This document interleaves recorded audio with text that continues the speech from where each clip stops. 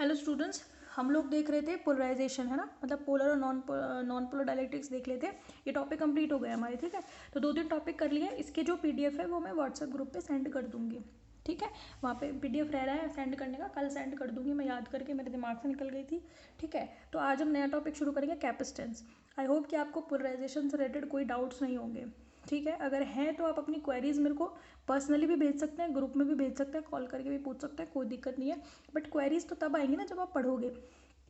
पढ़ ही नहीं रहे हो तो फिर क्वेरी कहाँ से आएगी, ठीक है। तो क्वेरी आ रही है, इसका मतलब आप सीख रहे हो। अगर कोई भी टॉपिक पढ़ने के बाद आपके दिमाग में कोई क्वेश्चन नहीं आ रहा, दैट मीन्स कि आप पढ़ ही नहीं रहे हो। ये सच्चाई है। कोई भी नया टॉपिक पढ़ते ही बच्चे के दिमाग में बहुत सारी जिज्ञासाएं आती हैं पर्टिकुलर टॉपिक को लेकर के, क्वेश्चंस आते हैं माइंड में बहुत सारे। अगर वो नहीं आ रहे हैं, इसका मतलब पढ़ने में कमी है। आप रट रहे हो, समझ नहीं रहे हो, फिर आप रट रहे हो। तो हमें रट्टाफिकेशन नहीं चलाना, हमें समझना है, ठीक है। तो ये हमारे लिए अच्छा है, ठीक है भाई। चलो, जितना आप अच्छे से पढ़ के चलोगे ना 11th 12th, अब तो 11th तो निकल गई, उसमें मेरे को जितना जोर लगाना था मैंने लगाया, जितना टाइम अपन को मिला उसको अपन ने यूटिलाइज़ किया। लेकिन अब 12th भी हमें यूटिलाइज़ करना है क्योंकि बोर्ड की क्लास है। दूसरी बात, 11th 12th आप जितना अच्छे से करोगे उतना ही आप अच्छे से जो भी एग्ज़ाम देते हो, जेई मेन का, एडवांस का, ऐसे क्वेश्चन आते हैं भाई। 11th 12th ही होती है। एडवांस क्वेश्चन तो बहुत ही कम होते हैं, ठीक है, लेकिन बेसिक क्वेश्चंस यही होते हैं। अगर आप नीट दे रहे हो, कुछ भी दे रहे हो, तो यही चीज़ें पूछी जाती हैं घुमा कर। सब्जेक्टिव क्वेश्चंस नहीं होते, ऑब्जेक्टिव होते हैं, बट कॉन्सेप्ट्स यही होते हैं। समझ में आ गई। जो जो फॉर्मूला लिखवाती हूँ उन फॉर्मूलाज पे बेस्ड न्यूमेरिकल्स आते हैं, ठीक है। वो तो हम चैप्टर वाइज करते ही करते हैं उसको, तो ठीक है। बस वो जो बारीक क्वेश्चंस हैं उनको आप आंसर तभी कर पाओगे जब आपके कंसेप्ट्स क्लियर हैं। कंसेप्ट्स क्लियर नहीं होंगे, हर चीज़ का मतलब समझ में नहीं आ रहा, कौन सी चीज़ क्यों और कैसे हो रही है ये समझ में नहीं आ रहा, तो हम आंसर नहीं कर पाएंगे, ठीक है।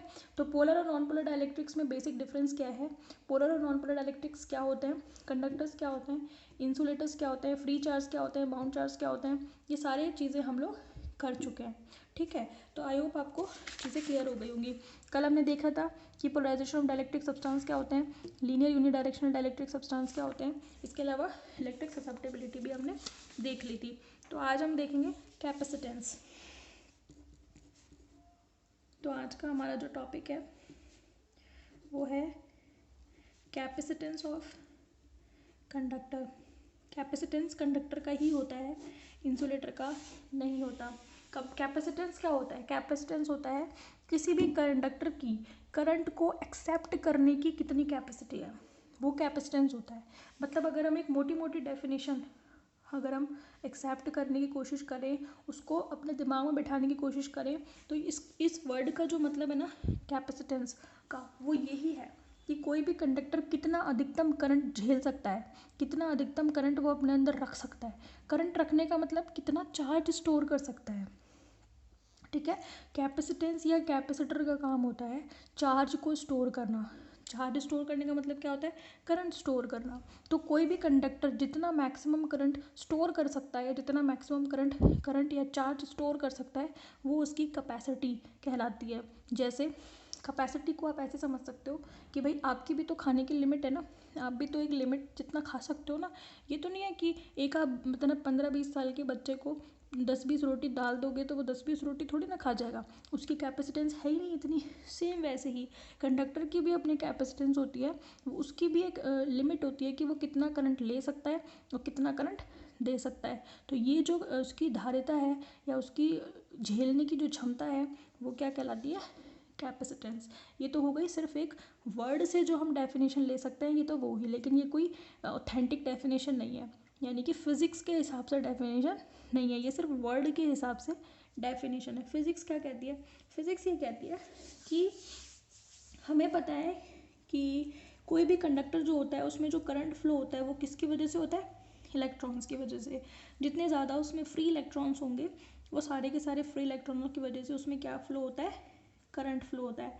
अब जैसे सपोज करो ये आपके पास कंडक्टर है, ठीक है।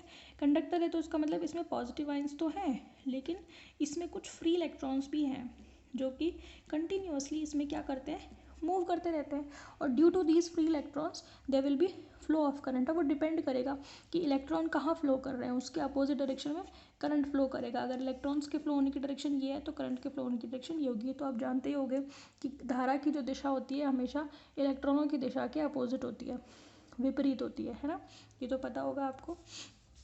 ठीक है, तो अब होगा क्या, अगर मैं इस कैपेसिटर को इस कंडक्टर को क्या देना चाहती हूँ, इलेक्ट्रॉन्स देना चाहती हूँ।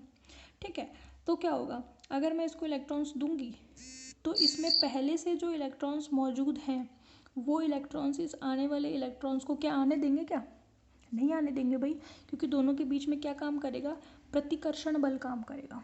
यानी कि पहले से ही कंडक्टर में जो इलेक्ट्रॉन्स मौजूद हैं वो आने वाले इलेक्ट्रॉन्स को आसानी से नहीं आने देंगे, ये उसका क्या करेंगे, विरोध करेंगे। विरोध क्यों करेंगे, क्योंकि दोनों के बीच में रिपल्शन फोर्स या प्रतिकर्षण बल काम करेगा। जैसे एक चुंबक है, चुंबक के नॉर्थ पोल को दूसरी चुंबक के नॉर्थ पोल के पास लेकर आते हो तो क्या वो आ जाती है, क्या नहीं आती। ये चुंबक इस पर फोर्स लगाएगी, ये इस पर इससे दूर फोर्स लगाएगी और इसको धक्का देने की कोशिश करेगी। आपने सभी ने ट्राई भी किया होगा, एक चुंबक के एक सेम पोल को पास पास लेके आओ, या तो नॉर्थ को नॉर्थ से या फिर साउथ को साउथ के पास लेकर आओगे तो दोनों के बीच में क्या लगता है, प्रतिकर्षण। दोनों आपने महसूस किया होगा ना, एक बल आपको आपके हाथों पे महसूस होगा जो दोनों को धक्का देगा। सेम वैसे ही अगर आप इलेक्ट्रॉन्स जिस कंडक्टर में पहले से फ्रीली मौजूद हैं उनमें अगर आप फ्री इलेक्ट्रॉन्स को बाहर से भी अगर आप एंटर कराओगे तो उनको आने नहीं देंगे, दोनों के बीच में प्रतिकर्षण बल लगेगा।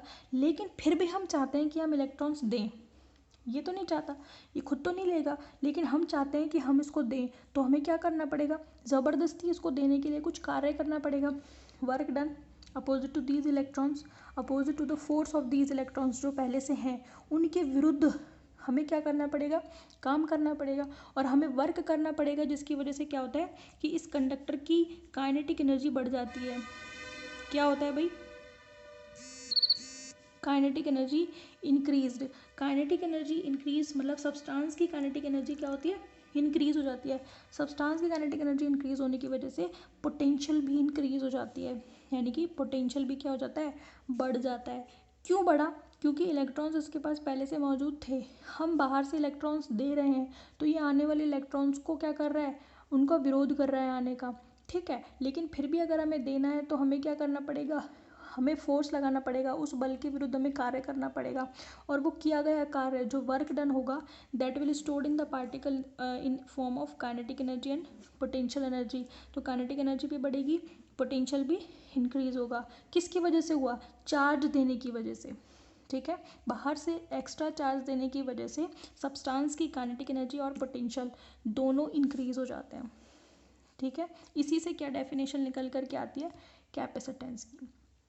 ठीक है, तो किसी भी कंडक्टर को दिया गया जो चार्ज है Q that is directly proportional to potential, यानी कि जितना आप चार्ज दोगे उतना ही पोटेंशियल भी क्या होता है, बढ़ता है। वो तो हम कह ही रहे हैं। और क्यों बढ़ता है, due to repulsion force between already exist particle and the external particles.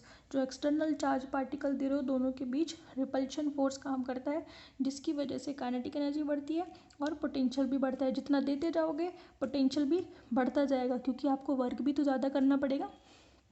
तो जितना ज़्यादा वर्क करना पड़ेगा उतनी ही ज़्यादा एनर्जी बढ़ेगी और उतना ही ज़्यादा पोटेंशियल बढ़ेगा। समझ में आ गई। तो जो गिवन चार्ज है that is directly proportional to the increased potential. Increased potential मतलब जो बढ़ता है। ठीक है, प्रोपोर्शनलिटी का कॉन्स्टेंट हटाते हैं तो एक कॉन्स्टेंट लगाते हैं कैपिटल C और V। ये जो C है यही कहलाता है आपका कैपेसिटेंस। कैपेसिटेंस या हिंदी में हम इसको बोलते हैं धारिता। हालांकि हिंदी से क्या मतलब, इंग्लिश में ही पढ़ना है हमें। तो C क्या है, कैपेसिटेंस। तो हम क्या कह सकते हैं, C इज इक्वल टू क्या बन गया, Q अपॉन V। तो डिफाइन कैसे कर सकते हैं हम ये कह सकते हैं ना, चार्ज पर यूनिट पोटेंशियल, यानी कि वो किसको बताएगा, कैपेसिटेंस को, यानी कि ratio of charge and potential. ये तो चार्ज है और नीचे क्या है, पोटेंशियल। अगर क्या हो जाए, if V is equal to 1 volt हो जाए तो C is equal to Q हो जाएगा। V को 1 वोल्ट कर दो, पोटेंशियल की यूनिट क्या होती है, 1 वोल्ट ही तो होती है पोटेंशियल की। तो 1 वोल्ट अगर हो जाएगा तो C is equal to Q। Define कैसे करेंगे कि अगर increased potential of the substance is 1 volt, यानी कि बढ़ने वाला जो पोटेंशियल है सब्सटेंस का वो अगर 1 वोल्ट है, तो जो दिया गया चार्ज है किसको, सब्सटेंस को, वो किसके इक्वल होगा, कैपेसिटेंस के। समझ में आ गई। मतलब किसी भी सब्सटेंस को 1 वोल्ट या फिर ऐसे कहो, किसी भी सब्सटेंस को दिया गया चार्ज अगर उस सब्सटेंस के पोटेंशियल में 1 वोल्ट की वृद्धि कर दे तो वो चार्ज किसके बराबर होगा, कैपेसिटेंस के। मतलब हमने जो बाहर से चार्ज दिया उसकी वजह से अगर सब्सटेंस का पोटेंशियल 1 वोल्ट बढ़ जाता है तो वो जो दिया गया चार्ज है सब्सटेंस को, वो किसका कहलाता है, कैपेसिटेंस, यानी कि धारिता। ठीक है, वो क्या कहलाती है, उसकी धारिता कहलाती है। ठीक है, चलो अब इसको डिफाइन कर लेते हैं। हमने जो जो अब तक समझा उसको हम डिफाइन कर लेते हैं। ठीक है, तो हम क्या लिखेंगे कि व्हेन द चार्ज, पूरा स्टार्टिंग से कॉन्सेप्ट लिख रही हूँ, if the charge is provided to the substance then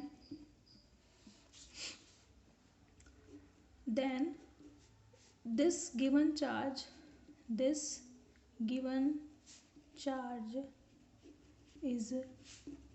repelled by already existed charge in the substance से यहाँ पे क्या मतलब है, कंडक्टर से, यानी कि जो भी हमारे पास मटेरियल है वो कौन सा है, कंडक्टर। यानी कि किसी भी कंडक्टर को हम जो चार्ज दे रहे हैं तो वो जो दिया गया चार्ज है वो प्रतिकर्षित या रिपेल होगा जो पहले से वहाँ पे चार्ज है उसकी वजह से। ठीक है, देयरफॉर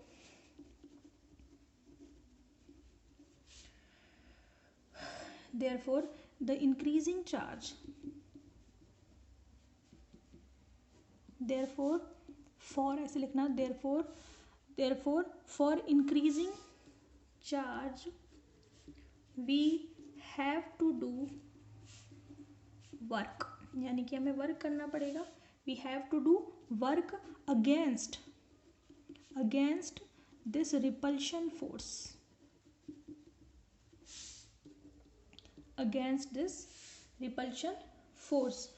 ठीक है, that increases, इस वर्क की वजह से क्या होता है, that increases the kinetic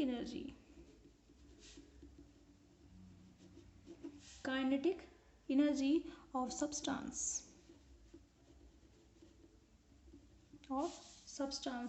ठीक है, due to this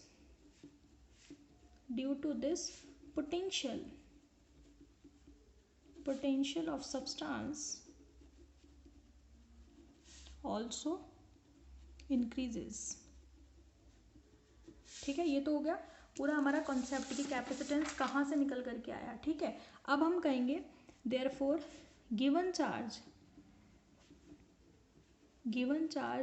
to the substance or the conductor is directly proportional to the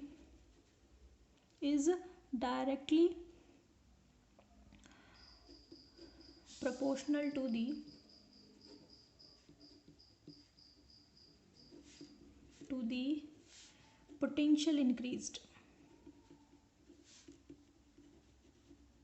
यानी कि जो बढ़ा हुआ पोटेंशियल है उसके क्या होगा, समानुपाती, Q is proportional to V।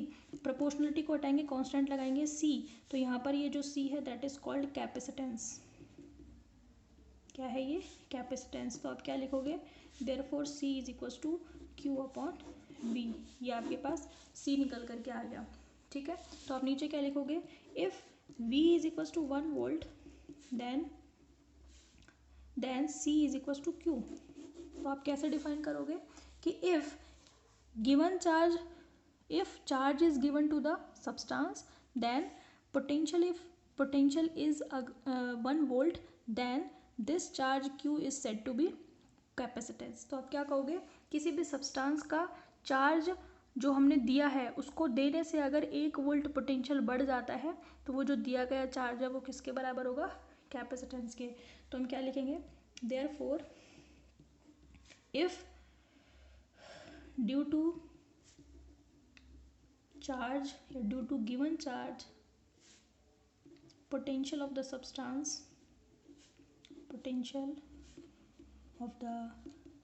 substance is increased by increased by 1 volt, then given charge is equal to capacity या capacitance of कंडक्टर।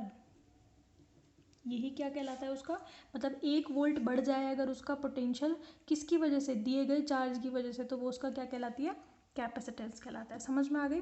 फिर हम क्या बनाएंगे, ग्राफ प्लॉट करेंगे और इसके हम क्या देखेंगे, यूनिट्स वगैरह देखेंगे। आप पता लगाना कि इस कैपिटल सी की यूनिट क्या बनेगी। क्यू की यूनिट आप जानते हो, वी की यूनिट जानते हो आप, और मुझे यूनिट भी बताना आप कि क्या होगी और डायमेंशन भी बताना, ठीक है। फिर जो इसकी स्टैंडर्ड यूनिट है वो मैं आपको बताऊंगी, लेकिन आप बताना कि इसकी यूनिट क्या होगी और उससे उसकी डायमेंशन क्या बनेगी। ये आपका होमवर्क है।